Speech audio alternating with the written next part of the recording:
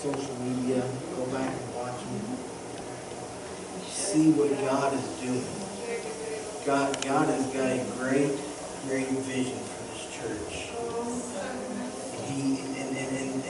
And things are just going to start taking off. I can sit back and I can see people grow in their calling, people stepping out and getting a little bolder and bolder, and how God is moving in each and every one of our lives. Like, this is just the tip of the iceberg of what God has for us.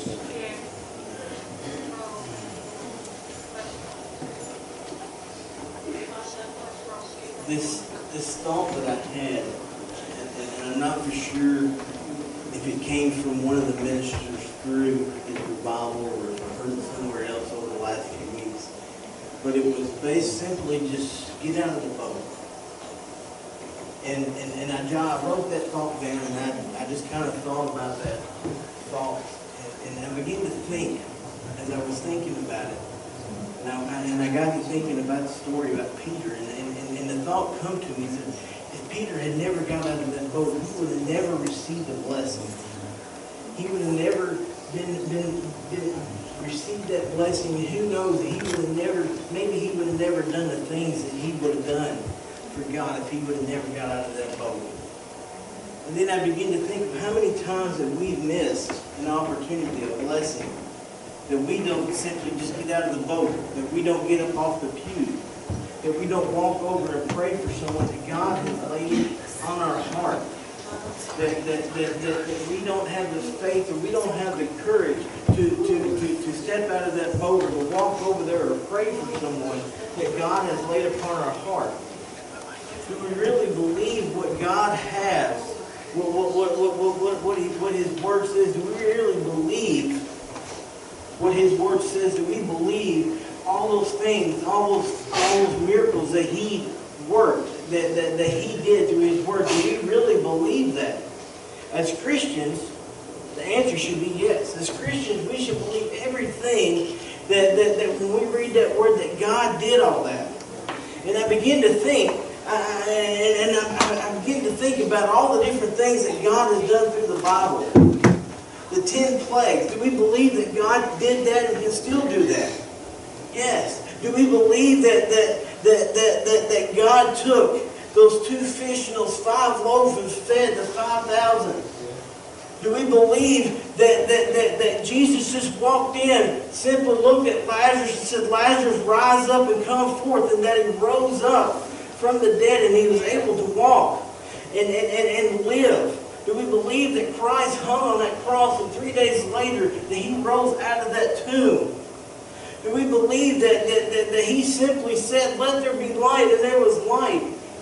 Do we believe that Jesus walked on water?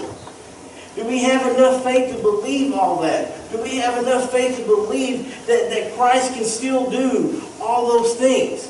See, if God told us to do something that seemed way out in left field, that seemed nearly impossible, do we have faith to believe that Christ would be with us and that we could do that? If Christ told us to do something that just made us step way out of the box, that made us get out of the boat, off the pew, will we believe that Christ would be there with us? Do we believe that? See, do we believe that all things are possible through Christ? Do we believe that? See, we've got to have enough faith to believe. See, what if God come in here and He told us to walk over and lay hands on somebody that the doctor said there was nothing else they could do? That the doctors had given up hope and said, just go home and enjoy your last days. Do we believe that if God spoke to us and told us to go over and lay hands on, that we would walk over there and not have a doubt in our mind? Look at them and say, God has sent me here to pray with you and that you're going to get a complete healing. Would there be a doubt in our mind that Christ would give them a complete healing? Or do we have that type of faith that when Christ said, I'm going to send you to a place where people are hungry, they have no food, they haven't eaten for days, and all you're going to have is this McDonald's value meal? and there's thousands and thousands of people? Do we have enough faith that we would pray over that meal and that we would feed everybody and have extra left over, that everyone would walk away completely full? What if we were out on a boat in the middle of the Ohio River, Kentucky River, wherever, and Christ was on the shore, and He says, "Get out of that boat and walk to me"? Do we have enough faith that we can get out of that boat and walk on that water? Do we have enough faith to believe that we can do all these things through Christ? Not through us, through Christ. In Matthew 14, there's two different things that happen in this chapter. And I'm going to start with verse 17. And it simply says this. It says, and they said to Him, since we were only have 5 loaves and 2 fish. And He said, "Bring them here to me." And then He commanded the multitude to sit down. And He looked at the 5 loaves and the 2 fish. And He looked up to heaven, and He blessed, and He broke it, and He gave the loaves to the disciples. And the disciples gave it to the multitude. And so they ate, and they were filled. And they took 12 baskets full of the fragments that remained, so that those who had eaten were about 5,000 men, besides women and children. Not counting the women and children. Let's pray. Dear Father, Lord, as we come forth to You today, Lord, I just pray, Lord, that You give me the wisdom, Lord, that this is, You speak through me, Lord, that I just simply just hide behind Your cross, Lord, that this is all about You, that this is not me. Lord, just open up our ears, open up our minds, open up our eyes, Lord, that we can receive what it is that You want us to receive out of this word. Lord, just bless this service, bless each and every one here. We ask all in Your name. Amen. You may be seated.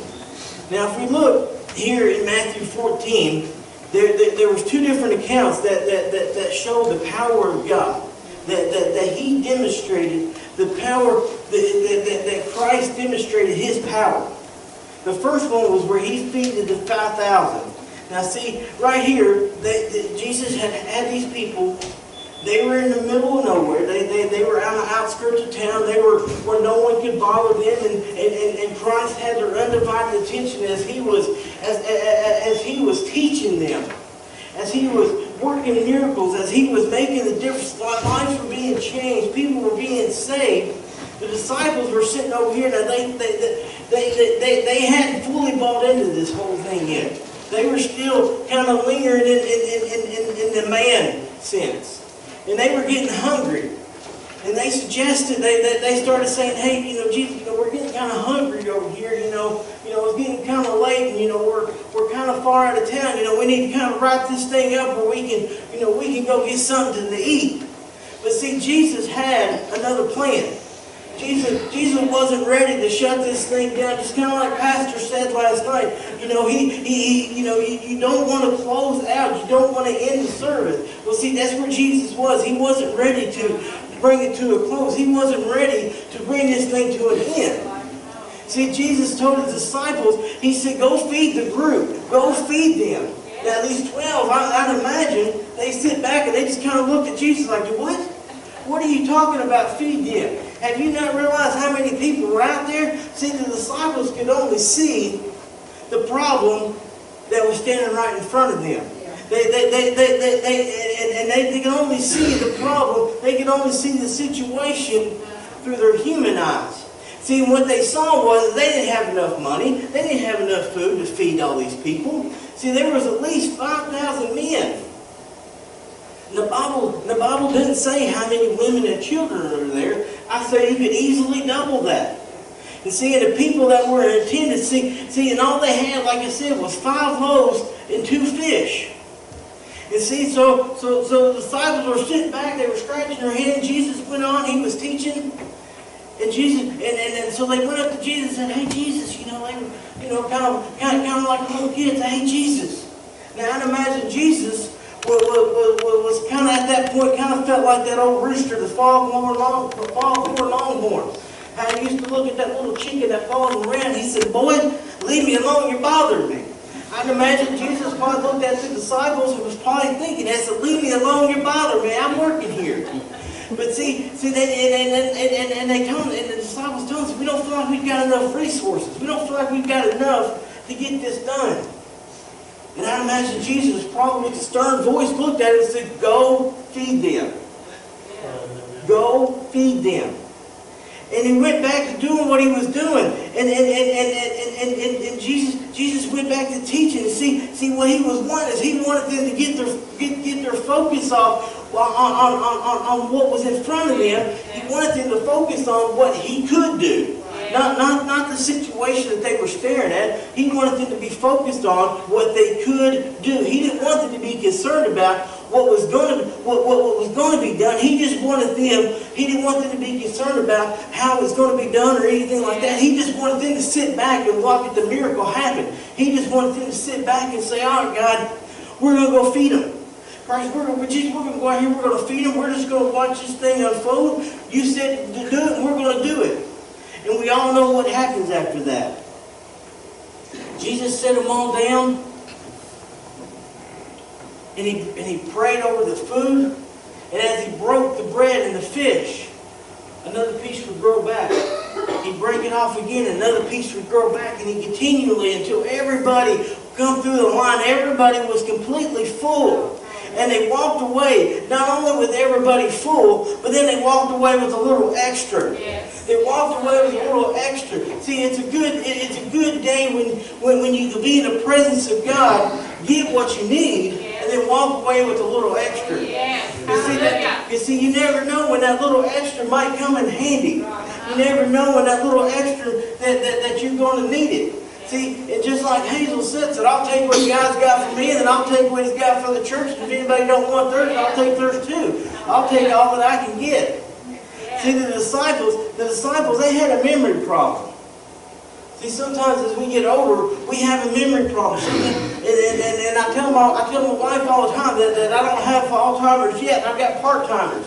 There's days that I completely forget what I'm doing. I'll walk in the room, and I'll forget what I walked in there for, or I'll lay my keys down, or I may call her, I'll call her at work and say, "Have you seen this or that?" And of course, she'll say it's right there. And sure enough, it is. But see, these disciples, they had a memory problem. See, sometimes they forgot what God can do, and sometimes they forget what God had done. See, and we get like that. See, sometimes when we face that problem, we're in that storm, we forget what God can do and what God has done in our lives. And see, and when we get in these situations, we try to handle the situations ourselves. We try to look at it through the human eyes and see that, and we look at it and say, "Well, that's impossible. There's no way that can be done." In Mark 5 and 6 and 52, it says, we learn that the disciples had a hard time understanding because their hearts were hardened.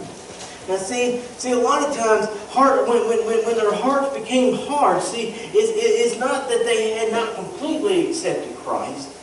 See, when we think about someone with a hard heart, we think about that they have it, that they hate God.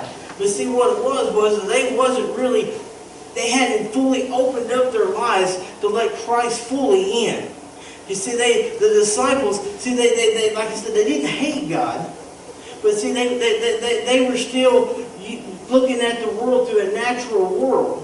They were still looking at it, and when they looked at Jesus, they were overwhelmed by who Jesus was, by all the things that Jesus could do.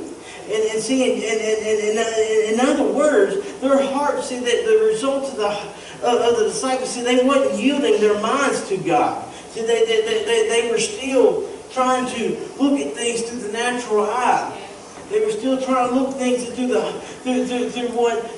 human side. But see, our hearts have become hardened because we think upon, we study upon, we ponder upon the things of God. Instead of just looking at things and saying, "God, you said we can do this. God, you've called me to do this, and we're going to do it."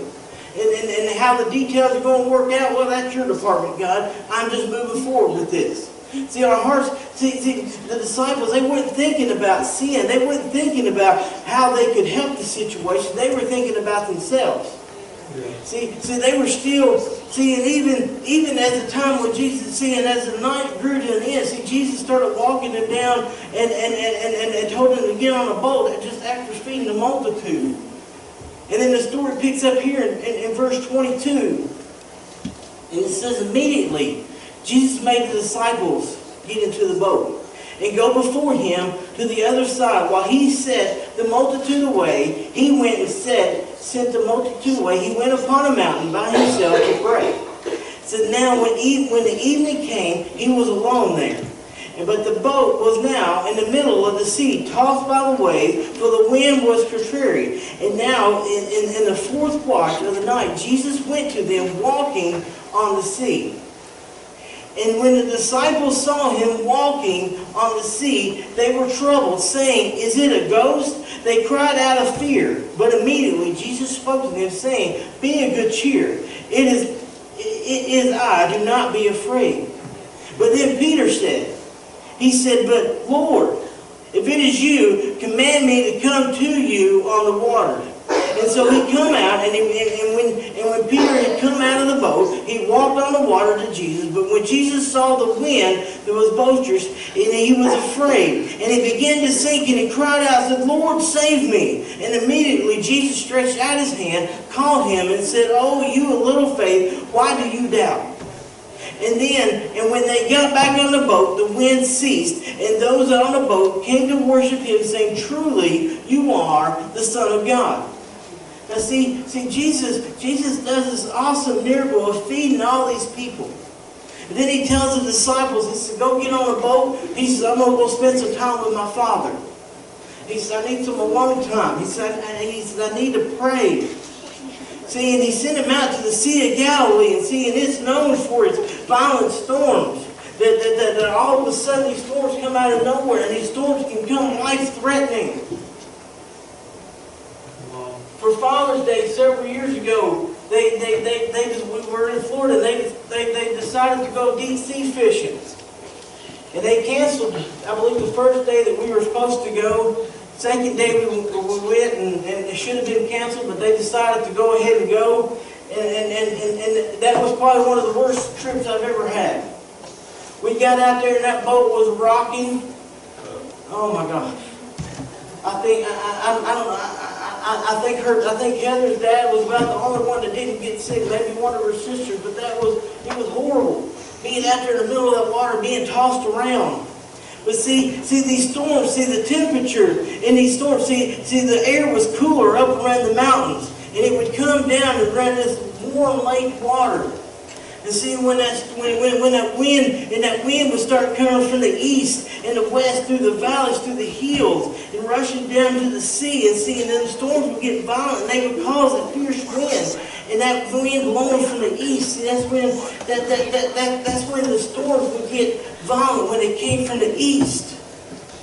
See, I remember sitting when I was still at the firehouse. We used to sit out in front of the fire station. We watched these storms roll in and out. If they came in from Lawrenceburg, they were usually just a mild storm, wasn't too bad. But now if we got one coming from Lexington, a different direction of what the storm usually came, then usually that's when things would get bad.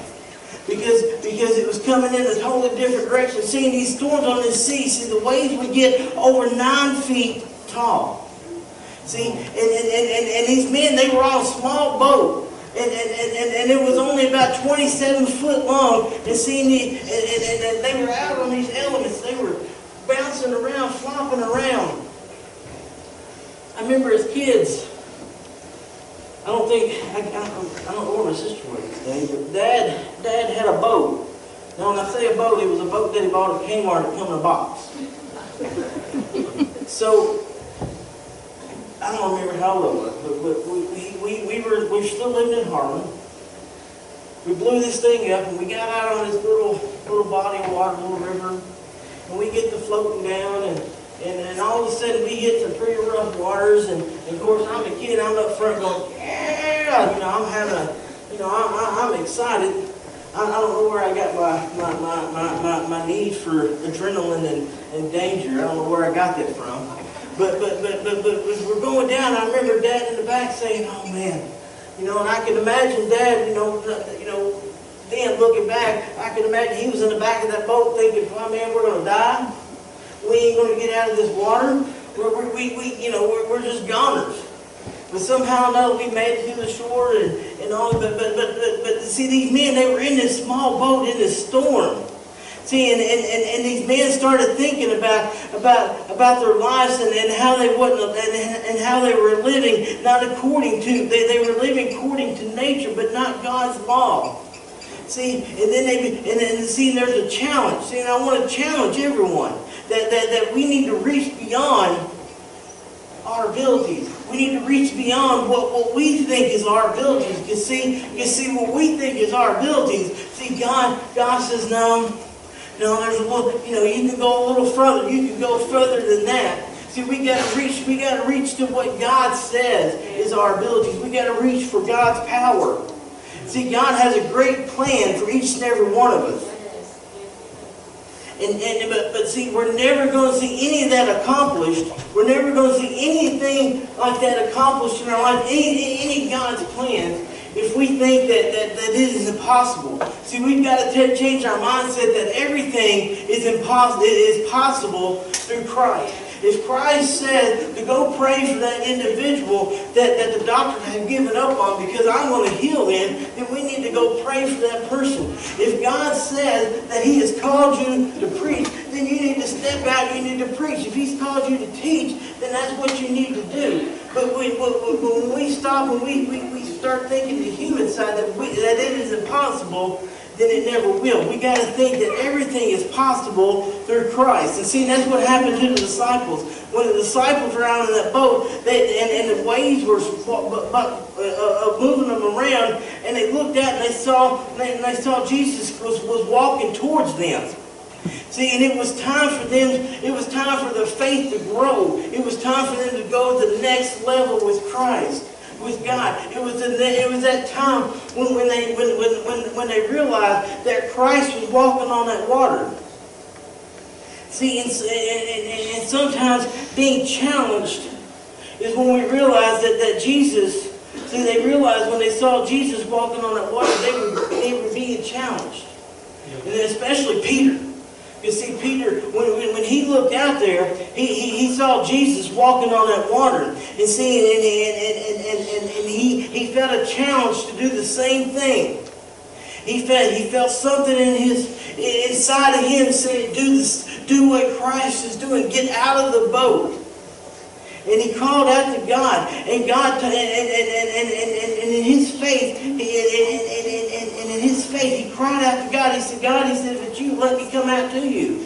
So Peter got out of the boat with his eyes focused on Jesus. He began to walk on water. See, right there's the key: is we need to keep our eyes focused on Jesus. We keep our eyes focused on Jesus. Anything is possible. But see, as he was walking on that water, and the wind began to blow, and the waves were crashing, Peter was walking. Then all of a sudden, I'd imagine Peter, the human side of Peter kicked in right here. Because he started looking around, and he's like, "Oh man, look at these waves. This water's hitting me in the face. What am I going to do?" And then in that moment that he took his eyes off Jesus, that's when he began to sink. See, but he had forgotten about Jesus and the miracle of feeding the multitude and the healings and the things he had saw Jesus do. He had forgot about all that. He had taken his eyes off Jesus just for a brief second. Just for a brief moment, he began to sink. And just in that moment, when he began to sink, he cried out to God. He said, "Lord, save me." He said, "Lord, save me." See, and in his faith, he was renewed. His faith all of a sudden come back to Christ, and his eyes were back on Christ. And seeing Jesus took his hand, took him by the hand, and he pulled him back on top of the water, and they walked back to the boat.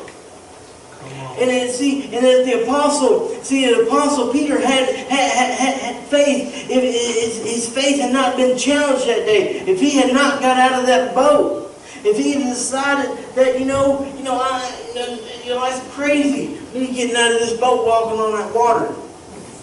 If Peter had not gotten out of that boat, then he may have never been a founder of the church. His faith was challenged, and there were times in our faith that our faith is challenged too. See, when our faith is challenged in such a way, there's two things that are going to happen. We're either going to walk on the water or we're going to sink. Those are the two things that are going to happen. See, we got to get out of the boat. We got to have that type of courage. See, God is looking for His children. God is looking for people whose eyes are fixed upon Him, that are willing to allow their faith to fuel their vision and their purpose. It doesn't matter, like I said, what we think is our limit. It's what God has for us. Through God, it is possible. See, when Peter realized that Christ had a vision to get out of the boat, see, he began to walk on the water, and he began to understand that all things are possible through Christ. See, and when he began to sink, he knew. He knew exactly who to call upon. When he got in trouble, he knew exactly who to call upon. See, when we get in situations, when we're faced with those trials in our life, we know exactly who to call upon. And see, when Peter called upon Him, Jesus stuck out His hand and pulled him back up. He pulled him back up, and they walked on that water. See, and his faith, he had a firm hold. Peter had a firm hold on his faith. Right then, he had that firm hold on his faith. And see, when Peter got out of the boat that day, it was because Peter called upon Christ to save him, and he was able to go on and do great things for the kingdom of God. See, he was able to go overseas and begin the church. He was able to go and preach a message. His first message that he preached, he saw 3,000 people saved. Yes. Last night, Pastor read just some of the statistics that we've had through social media throughout this revival, and it's amazing. But I couldn't imagine being in a service and seeing 3,000 people. 3,000 people in the service on that, but 3,000 people being saved at once. You see, we rejoice when just one, and that's great. But imagine 3,000 people getting saved in one service. See, he was able to go on and minister to the needs of people. He was able to go on and see people healed and to see the church grow. See, when God calls us, He has a desire for us to reach beyond ourselves and beyond our living power. See, we got to step out of our comfort zone. We got to step out of the boat. We got to get up off the pews and out of the four walls. Yeah. See, to do this, we need to have a tenacious faith. See, and that's the faith when we believe that anything and everything is possible through God. That no matter what the situation is, that it is possible. If we say to that mountain, move, that mountain's going to move. Yes. See, if Jesus said, the 12 said, I tell you the truth, says anyone who has faith in me will do what I have been doing. Now imagine it. If all we got to do is have faith in Him, and we can do what Christ was doing. He has called us to be disciples. He has called us to go out and build His kingdom. He has called us to go out and reach the lost. See, in John 14 it says, and He will do whatever great things through then those, because I'm going to the Father, and I will do whatever you ask in my name, so that my Son may bring glory to the Father. See, we just got to ask in His name. See, and a lot of times people go, we pray for something, we say in Jesus' name, and then we cross our hands and we wait. But see, sometimes we just got to keep asking. Sometimes we got to keep after. We got to have that faith that it's going to happen. It may not happen in our time. It may not happen in our schedule, but it's going to happen if we ask in Christ in Jesus' name. See, the apostle, he had faith. And see, and that faith what made him an extension of God's kingdom. And see, and our faith can do the same things for us. See, God wants to do great things through each person who He has called, who calls upon the name of Christ. But see, there's times in our lives that when we get our eyes off Christ, and we can only see the natural things, that we're looking at the situation and saying, God, there's no way out of this. God, this is impossible. But we got to remember, we got to look through this through God's eyes. We got to look at this that it is possible. See, sometimes we're like the disciples. See, we're in the boat and we scratch our heads wondering how, because they were so used to the natural and the limitations. See, I couldn't imagine being in a boat in that storm and looking out and seeing Jesus walk on that water, all calm and cool and collect, not stressing out about nothing. And just got done spending time with his Father. And he was coming after that boat, walking towards them, all calm. And see, if we're going to go and be led by God, we have to have that type of faith. We got to have that faith that everything is possible through Christ. But but it doesn't look like that because men, besides men jumping out of the boat and walking on water, we need to get out of the boat. We need to get out of that boat, get off the pews, and start keeping our eyes upon Christ, walking towards Him, doing what it is that He has called us to do. See, there's only true way in which faith can be seen is in actions of faith. See, James wrote that faith without actions is useless. Faith without actions is useless. See, we can sit here and say we have faith that God is going to provide a way, and we just sit on the pews. But see, unless we get on our knees and we start crying out to God, we get in our Word, we get out and we invite people to church and doing all the things that Christ has us to do.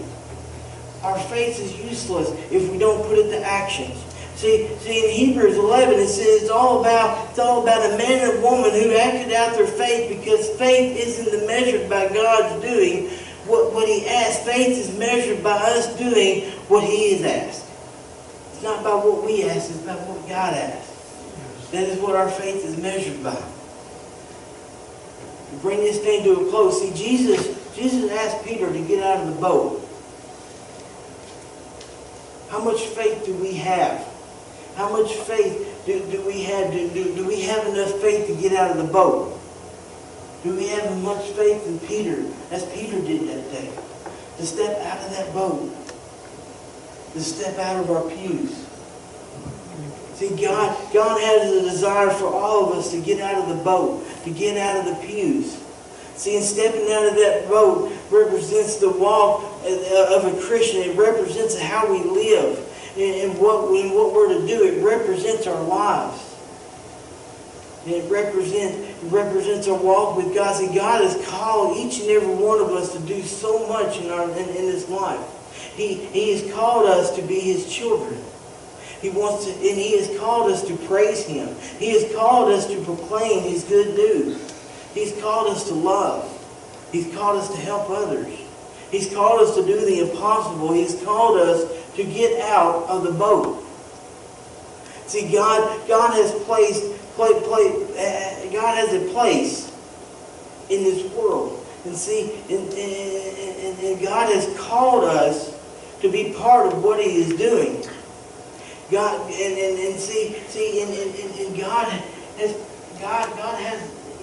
has a vision for this church.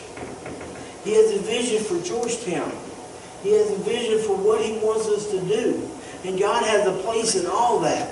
So God desires for all of us to get out of the boat. He has promised us that when we get out of the boat, He will not leave us. He will not forsake us, but He will give us the tools to get the job done. See, He has desired for us to step out in faith. He refuses to be frozen in fear or be frozen in failure, have that fear of failure, or fear of what other people think, or fear of opposition. And we just got to step out of that boat. See, God, He is the God of the impossible who made things possible. Dude, God is asking us to step out of the boat and listen to His voice. Even though the winds and the waves might be coming at us, the life's problems are coming at us. See, He wants us to, it doesn't matter if it's impossible. He wants us to move forward. He wants us to remove the fear. Don't walk in fear. He wants us to and all we need to do is have that faith in God and do all that His Word says. Do we have that type of faith? Do we have that type of faith? Are we willing to get out of the boat and obey God? Are we willing to step out of the pews? Are we willing to step out of the four walls and obey God? Are we going to sit in the boat and take the chance that we're going to miss a blessing that God has for us? Let's pray. Dear Heavenly Father, Lord, I just pray right now, Lord, that you just give us the strength, Lord. Give us the encouragement, Lord, to get out of the boat. To step out of the pews, to step out of the four walls, Lord. Lord, to go out and win the lost. To share your good news. To share with people who you are. Lord, the ones that are hurt. The ones that are lost. The ones that are addicted to drugs. Lord, whatever their battles they may be facing, Lord.